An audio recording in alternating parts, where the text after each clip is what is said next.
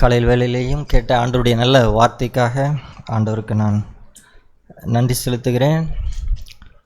தேவன் நம்மை நேசித்தது அது ஒரு அனாதி சிநேகம், அனாதி அன்பு. அனாதி அன்பு என்று சொல்லும்போது அதில் எந்த ஒரு டிமாண்டும் இல்லாமல் நம்மை நேசித்த ஒரு சிநேகம்தான் அனாதி சிநேகம்.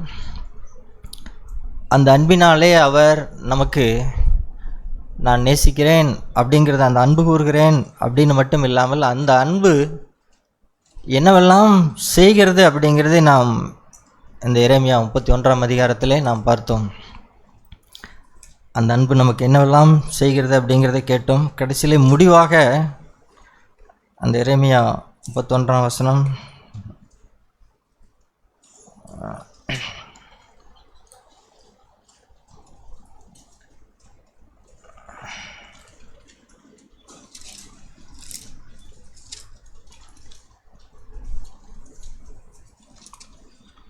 பதினான்காம் வசனத்தில் நாம் வாசித்தோம். எரேமியா 31:14 அதன் பின்பகுதி, என் ஜனங்கள் நான் அளிக்கும் நன்மையினால் திருப்தி ஆவார்கள் என்று கர்த்தர் சொல்லுகிறார். ஸோ அந்த அன்பு நமக்கு என்ன செய்கிறது அப்படின்னு சொன்னால், அது நமக்கு நம்மை குறித்து நன்மையினால் நம்மை திருப்தி ஆக்குகிற ஒரு அன்பு. நாம் இங்கே பிரசங்கியின் புஸ்தகத்துக்கு வாருங்கள். அதில் சாலமோன் ஒரு கேள்வியை கேட்பார். இந்த காலை வேளையிலே நாம் எல்லாரும் நம்மை நிதானித்து பார்ப்பதற்கு ஒரு நல்ல ஒரு வார்த்தை அது. பிரசங்கியின் புஸ்தகம்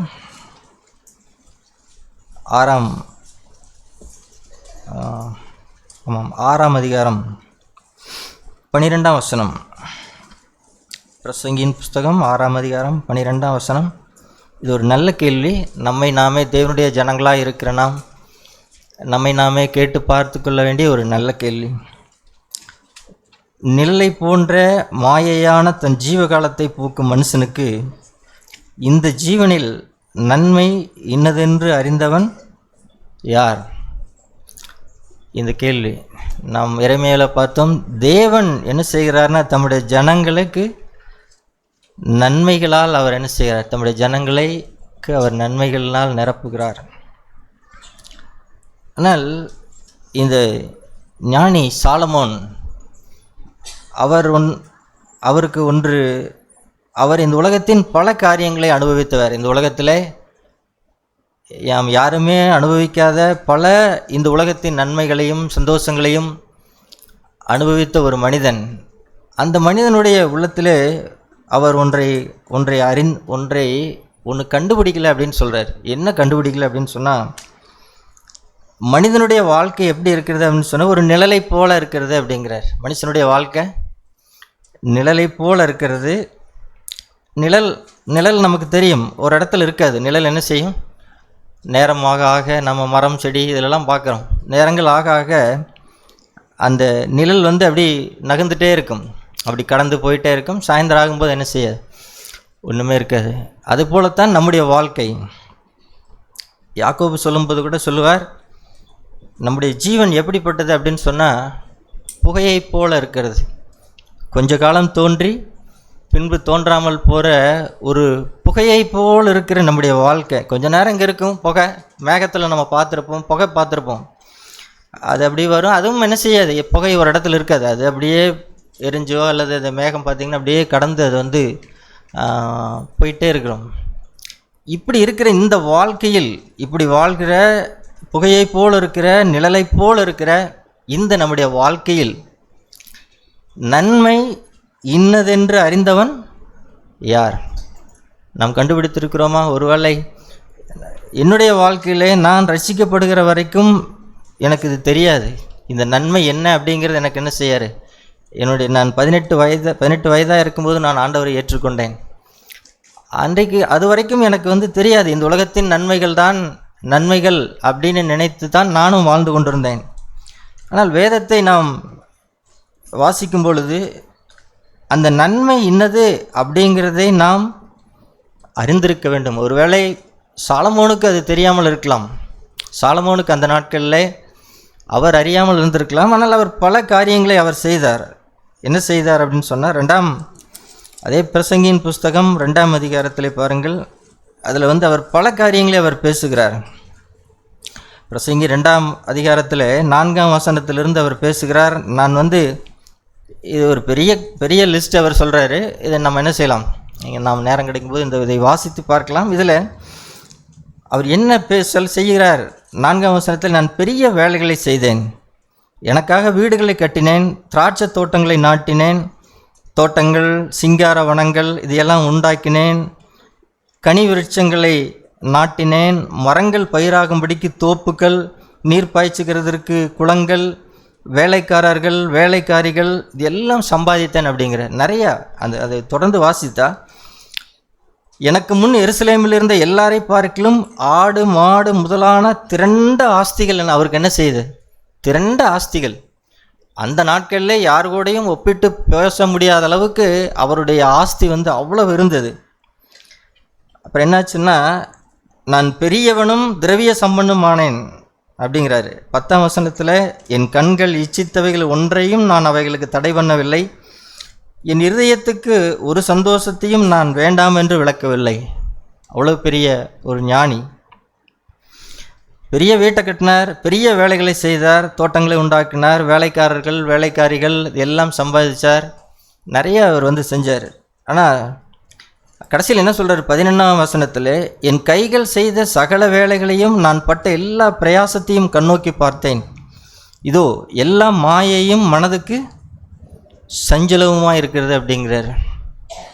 எல்லாம் எப்படி இருக்குது? இந்த உலகத்தில் நாம் எவ்வளவு அனுபவித்தாலும், எவ்வளவு வசதி வாய்ப்புகள் இருந்தாலும், எவ்வளவு காரியங்கள் நமக்கு இருந்திருந்தாலும், சம்பாதித்திருந்தாலும், உண்டாக்கி இருந்தாலும், கட்டி இருந்தாலும், நாட்டி இருந்தாலும், அது என்ன சொல்கிறார் அப்படின்னு சொல்ல, அதெல்லாம் மாயை அப்படிங்கிறதை அந்த ஒன்றை அவர் கண்டுபிடித்தார்.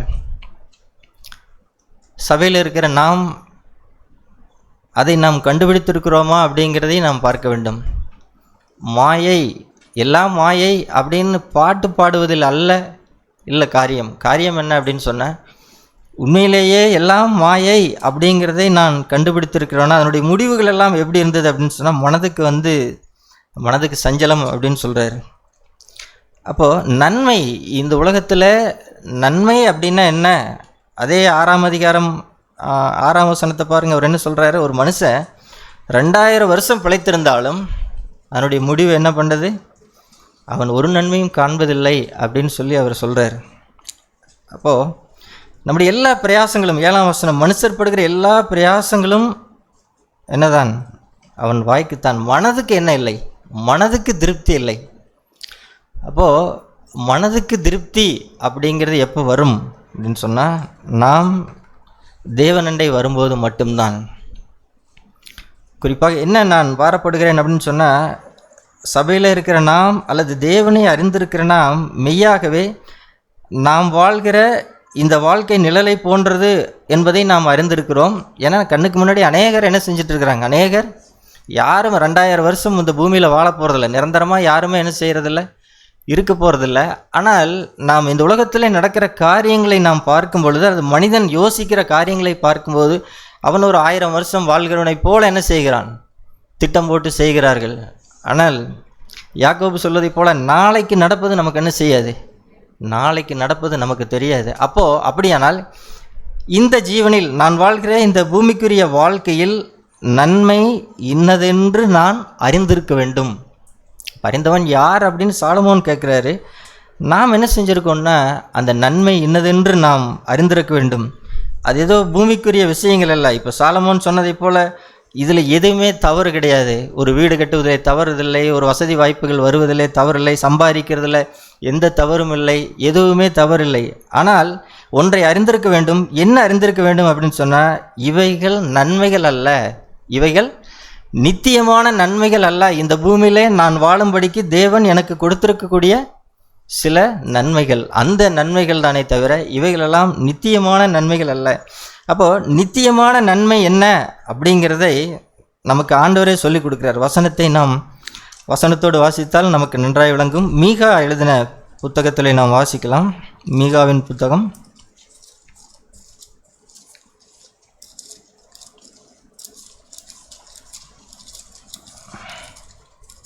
நமக்கு எல்லாருக்கும் தெரியும் தானே அந்த வசனம். மீகா 6ஆம் அதிகாரம் 8ஆம் வசனம்.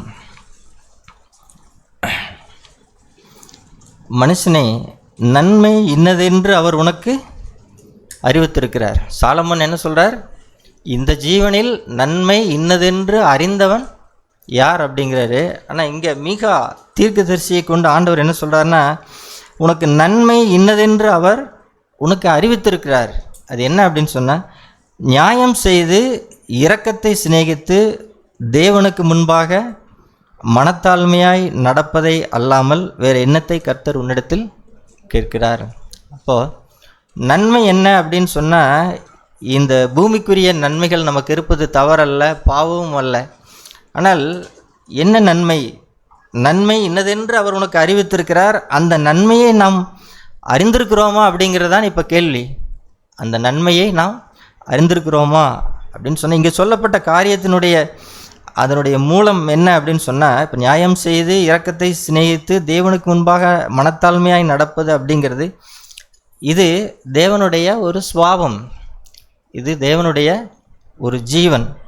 ஸோ இந்த தேவனுடைய சுவாபத்திலே வளர்வது அல்லது தேவனுடைய சுவாபத்தை அடைவது அப்படிங்கிறதான் எனக்கு நன்மை அப்படிங்கிறதை நாம் கண்டுபிடித்திருக்கிறோமா அப்படிங்கிறதை தான் நான் சொல்லுகிறேன். அதை நாம் கண்டுபிடித்திருக்கிறோமா, அல்லது உண்மையிலேயே நாம் அதை வாஞ்சிக்கிறோமா, அல்லது இதை ஏதோ ஞாயிற்றுக்கிழமை மட்டும் நாம் பேசிட்டு போகிறவர்களாக இருக்கிறோமா? தேவனுடைய சுபாவத்தை குறித்து, தேவனுடைய ஜீவனை குறித்து இதை பற்றி நாம் ஏதோ பேசுகிறவர்களாக நாம் என்ன செய்யணும்? இதை பற்றி பேசுகிறவர்களாக இருந்துவிட்டு நம்முடைய வாழ்க்கையிலையோ நாம் அது இல்லாதவர்களாக இருந்தால் நாம் என்ன செய்கிறோம்? நம்மை நாம் வஞ்சித்துக் கொள்கிறோம், நம்மை நாம் ஏமாற்றிக் கொள்கிறோம். இல்லைன்னா நம்ம ஒரு ஞாயிற்றுக்கிழமை கிறிஸ்தவர்களைப் போல நாம் என்ன செய்யலாம்? சிஎஃப்சியை சொல்லிகிட்டு இருக்கலாம். ஆனால் என்னுடைய தேடுதல், என்னுடைய வாஞ்சை எல்லாம் இம்மைக்குரியதாக இருக்கும் அப்படின்னு சொன்னால் நான் என்ன செய்வேன்? என்னை ஏமாற்றிக்கொள்வேன். நமக்கு எல்லாருக்கும் தெரிந்த ஒரு வசனம், ரோமர் 8ஆம் அதிகாரம் அந்த 28, 29 வசனம் நம் மிகவும் ஒரு பரிச்சயமான வசனம்தான். அதையும் நான் வாசிக்கிறேன். ரோமர் 8, 28, 29. அன்றியும் அவருடைய தீர்மானத்தின்படி அழைக்கப்பட்டவர்களாய் தேவனிடத்தில் அன்பு கூறுகிறவர்களுக்கு சகலமும் நன்மைக்கு ஏதுவாக நடக்கிறது என்று அறிந்திருக்கிறோம். இந்த வசனம் நமக்கு மிக பரிச்சயமான ஒரு வசனம். அந்த நன்மை என்ன அப்படிங்கிறதையும் 29ஆம் வசனத்திலே நாம் வாசிக்கிறோம். தம்முடைய குமாரன் அநேக சகோதரருக்குள்ளே முதற் பேரானவராய் இருக்கும் பொருட்டு தேவன் எவர்களை முன்குறித்தாரோ அவர்களை தமது குமாரனுடைய சாயலுக்கு ஒப்பாய் இருப்பதற்கு முன்குறித்திருக்கிறார். அப்போது நம்முடைய வாழ்க்கையிலே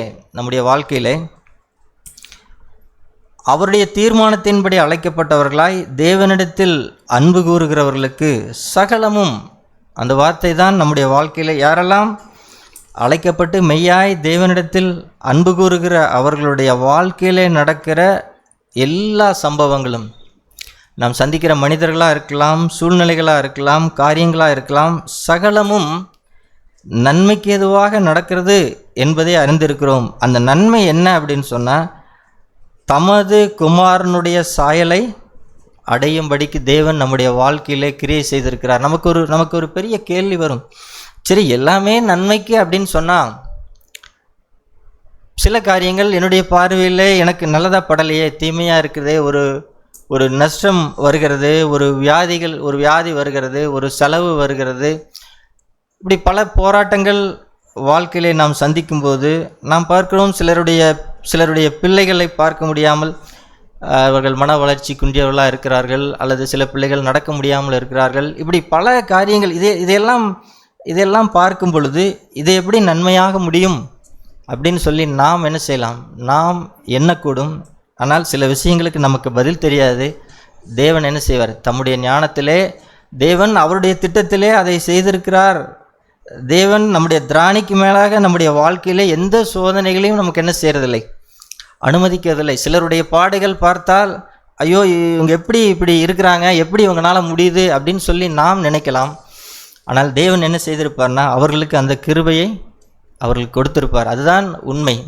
அப்போ அவர்களை பொறுத்த வரைக்கும் தேவனிடத்திலே அன்பு கூறுகிறவர்களுக்கு சகலமும் தங்களுடைய வாழ்க்கையில் நடக்கிற எல்லா சம்பவங்களும் நன்மைக்காக, தேவனுடைய குமாரனுடைய சாயலுக்கு ஒப்பாக அந்த தேவனுடைய திவ்ய சுபாவத்தை அடையும்படிக்காக என்னுடைய வாழ்க்கையிலே எல்லா காரியங்களும் தேவன் அனுமதிக்கிறார் அப்படிங்கிற இது நமக்கு ஒரு தரிசனமாக மாறிவிட்டால், நம்முடைய லக்காக வேறு எதையும் நம்முடைய 2 கண்களினாலும் ஒரே பார்வை உடையவர்களாய் நாம் இருந்தோம் அப்படின்னு சொன்னால், அது நமக்கு என்னவா இருக்கு? நம்முடைய லக்கு ஒன்றே ஒன்று தான்.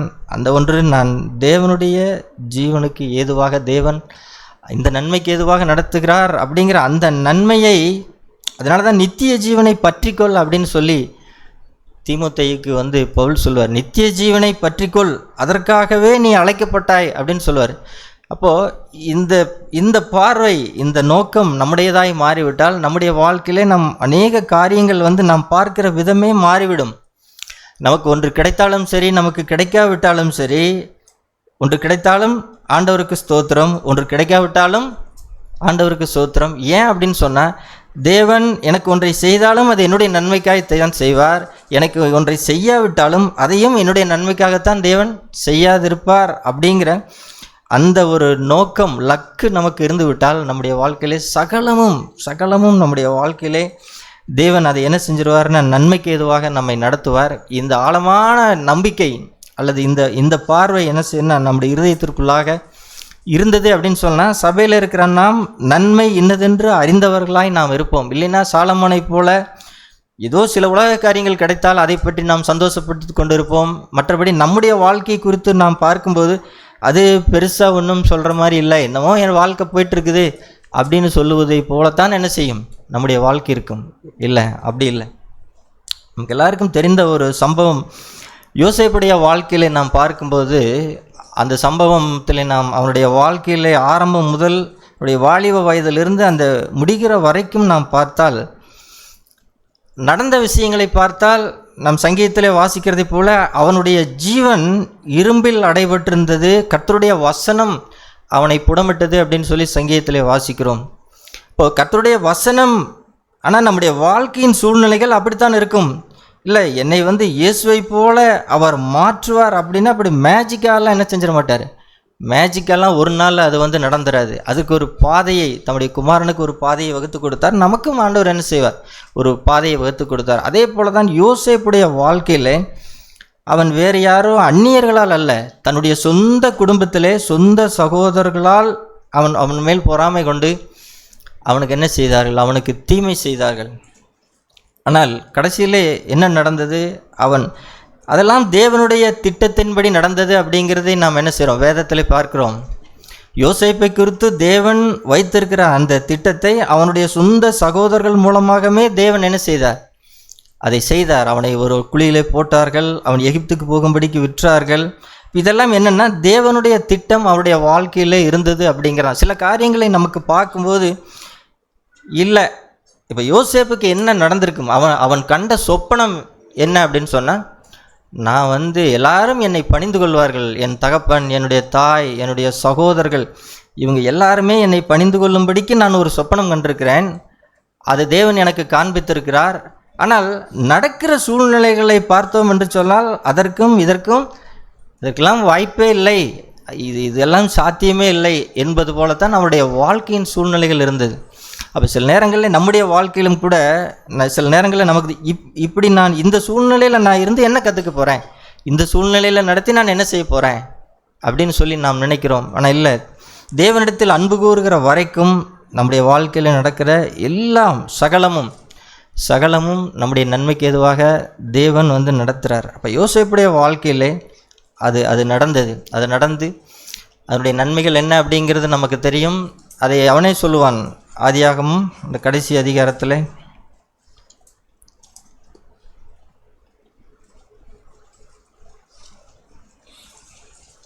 ஆதியாகம புஸ்தகம்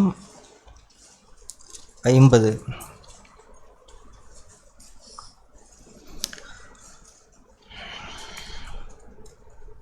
20ஆம் வசனம். ஆதியாகமம் 50:20, நீங்கள் எனக்கு தீமை செய்ய நினைத்தீர்கள், தேவனோ இப்பொழுது நடந்து வருகிறபடியே வெகு ஜனங்களை உயிரோடு காக்கும்படிக்கு அதை நன்மையாக முடிய பண்ணினார் அப்படின்னு சொல்லி வாசிக்கிறோம்.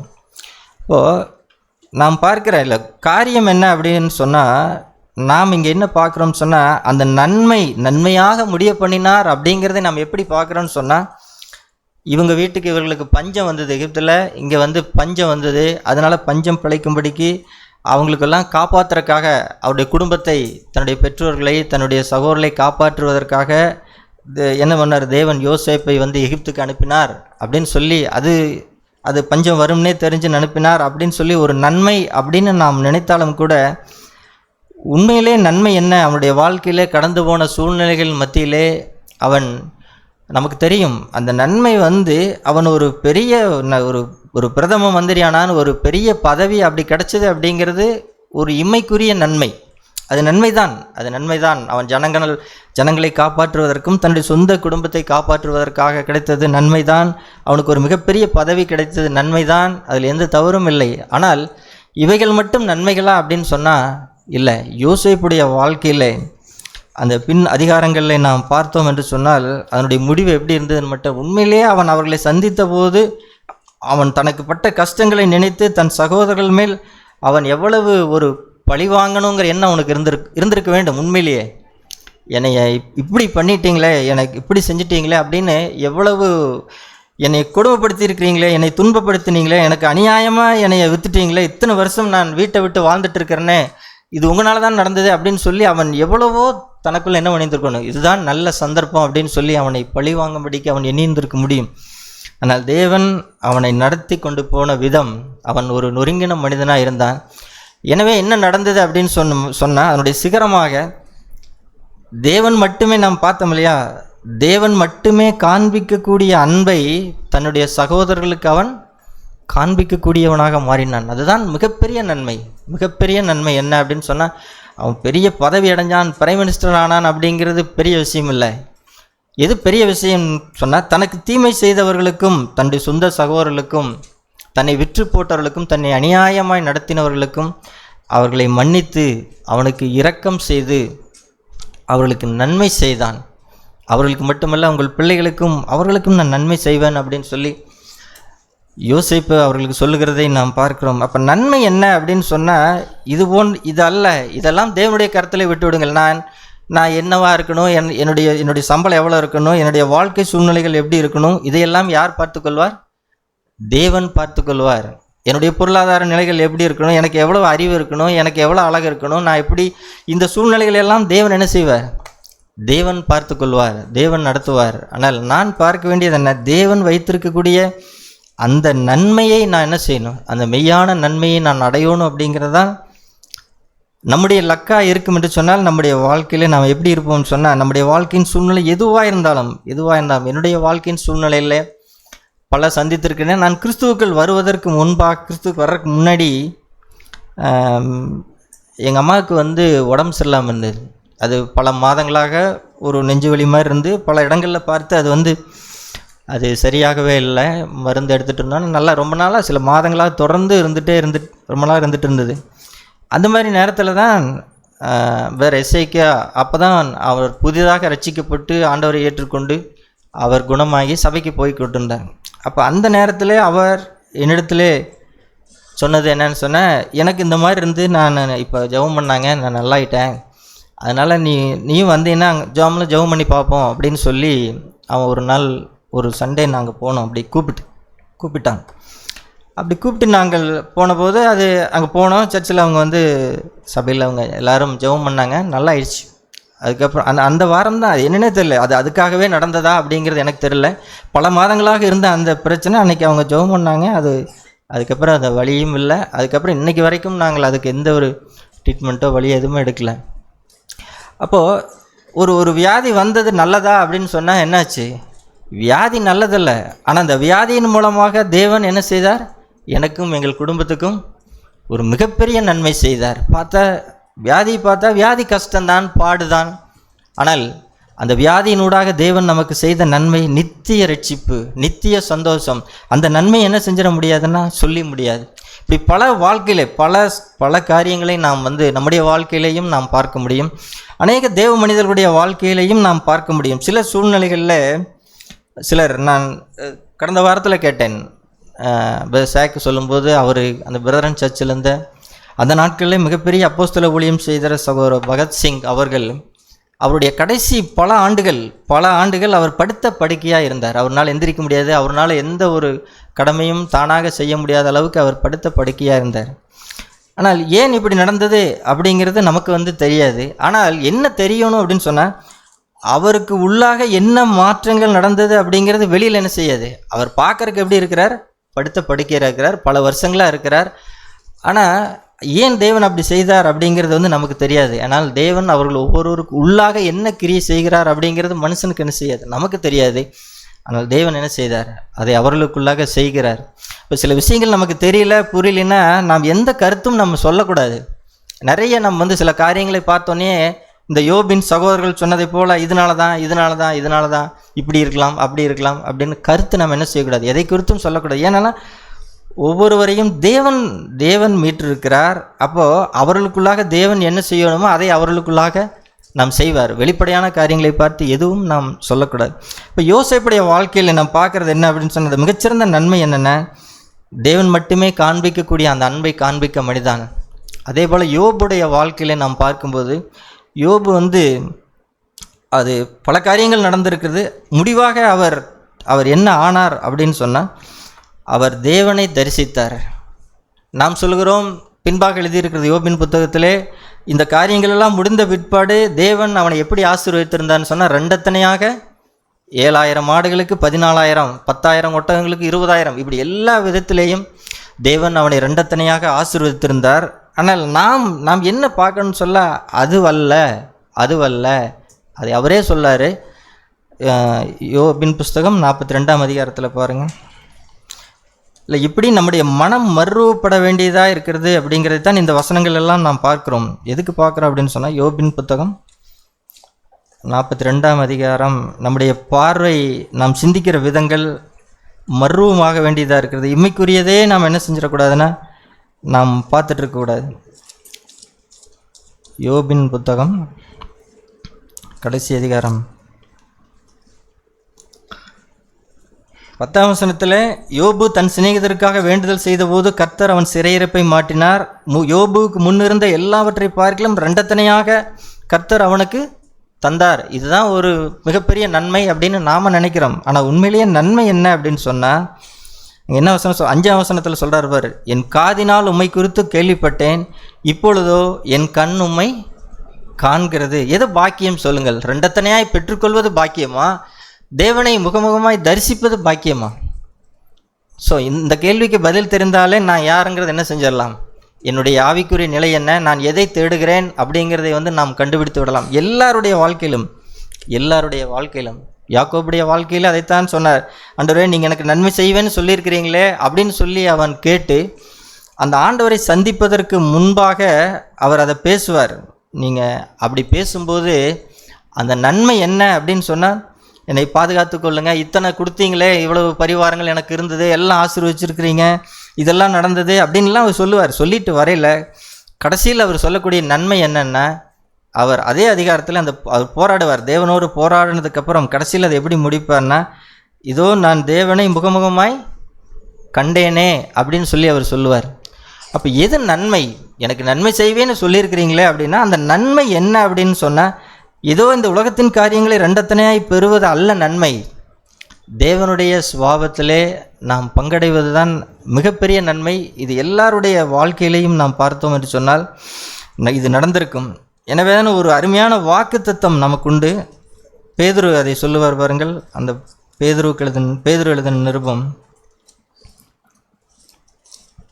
இது ஒரு அருமையான ஒரு வாக்குத்தத்தம்.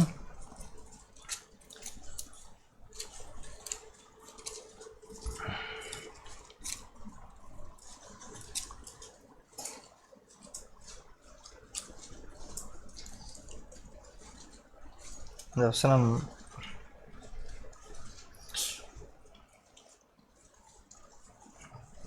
1 பேதுரு 3ஆம் அதிகாரம் 13ஆம் வசனம்.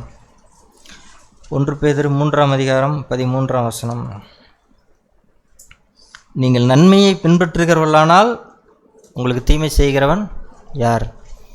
இது பாருங்கள், நமக்கு இதெல்லாம் அற்புதமான நம்முடைய வாழ்க்கையிலே அனுபவிக்க வேண்டிய விஷயங்கள். நீங்கள் நன்மையை பின்பற்றுகிறவரானால் உங்களுக்கு தீமை செய்கிறவன் யார்? இதுவும் அதே போல தான். பல விஷயங்கள் நமக்கு தீமையாய் தோன்றும், நம்முடைய பார்வைக்கு தீமையாய் தோன்றும். ஆனால் நாம் நன்மையை பின்பற்றுகிறவர்களாக இருந்தால் நமக்கு யாரும் என்ன செய்திட முடியாதுன்னா தீமை செய்ய முடியாது, தீமை செய்யவே முடியாது. பேதுனுடைய வாழ்க்கையிலே நாம் பார்க்கிறோம், நீங்கள் நன்மையை பின்பற்றுவதனால உங்களுக்கு தீமை செய்கிறவன் யார்? யாருமே தீமை செய்ய முடியாது. நம்முடைய வாழ்க்கையில் நடக்கிற எல்லா காரியங்களும், எல்லா சூழ்நிலைகளும் எதற்காகன்னா தேவனுடைய அந்த திவ்ய சுபாவத்தை நான் அடையக்கூடிய அந்த மிகப்பெரிய ஒரு நன்மைக்காக தேவன் என்னை நடத்துகிறார் அப்படிங்கிறதை மட்டும் நாம் தெளிவாய் அறிந்து கொண்டால் நம்முடைய வாழ்க்கையில் நடக்கிற எல்லா சூழ்நிலைகளிலேயும், எல்லா மனிதர்கள் மத்தியிலேயும் நாம் அதை கண்டுபிடித்து விடுவோம். அதை கண்டுபிடித்து விட்டோம் என்று சொன்னால் நம்மை போல சந்தோஷமுள்ளவர்கள் இந்த உலகத்தில் இருக்க முடியும். ஏன்னா தேவன் எனக்கு நன்மையே செய்து கொண்டிருக்கிறார், எனக்கு அவர் தீமை செய்யலை, தேவனும் தீமை செய்யலை, எந்த மனிதர்களும் எனக்கு என்ன செய்யலை, தீமை செய்யலை. ஆனால் வெளிப்படையாய் பார்த்தால் எனக்கு துன்பம் செய்கிறார்கள், என்னை நிந்திக்கிறாங்க, என்னை அவமானப்படுத்துகிறாங்க, எனக்கு தீமை செய்கிறாங்க. இதை வெளிப்படையாய் பார்த்தால் தீமைதான். ஆனால் உள்ளாக தேவன் என்ன செய்கிறார்னா அந்த தீமையை எனக்கு நன்மையாக மாற்றுகிறார். தேவன் அவருடைய ஜீவனை எனக்குள்ளாக வைத்து அவருடைய திவ்ய சுபாவத்திலே பங்கடைக்கும்படிக்கு தேவன் நம்மை நடத்துகிறார். இது ஒரு அற்புதமான வாழ்க்கை. தேவன் நமக்கு இதை கையளித்திருக்கிறார். இதை நாம் தேவ சமூகத்தில் ஒரு உண்மையான இருதயத்தோடு கூட நம்ம ஒரு சிலர் இருந்தாலும் கூட பரவாயில்லைன்னு சொல்கிறேன். ஒரு சிலராவது மெய்யாகவே நாம் அதை மனந்திரும்பி, ஆண்டவரே இந்த உலகத்தில் இதை தவிர எதுவும் எனக்கு, தேவனுடைய ஜீவனை சுதந்திரிப்பதை காட்டிலும் இந்த உலகத்தில் எதுவும் எனக்கு மேன்மையானதாக நன்மையானதாக நான் என்ன செஞ்சிட வேண்டாம், எனக்கு பார்க்க வேண்டாம், எனக்கு மேன்மையாக தோன்றிட வேண்டாம். ஆண்டவரே நீர் மாத்திரமே எனக்கு என்ன செய்யணும், மேன்மையாக நன்மையானதாக மேன்மையானவராக மகிமை நிறைந்தவராக அப்படி நாம் பார்த்து விட்டோம் என்று சொன்னால் நம்முடைய வாழ்க்கையில் நடக்கிற எல்லா காரியங்களையும் தேவன் நம்முடைய நன்மைக்காக நடத்துவார். அதை நாம் என்ன செய்ய, நம்முடைய வாழ்க்கையிலே நாம் விசுவாசிப்போம். வரக்கூடிய நாட்களில் தேவன் இவ்விதமாய் ஜீவிக்கும்படிக்கு நாம் ஒவ்வொருவருக்கும் தேவன் கிருபை செய்வாராக. ஆமென்.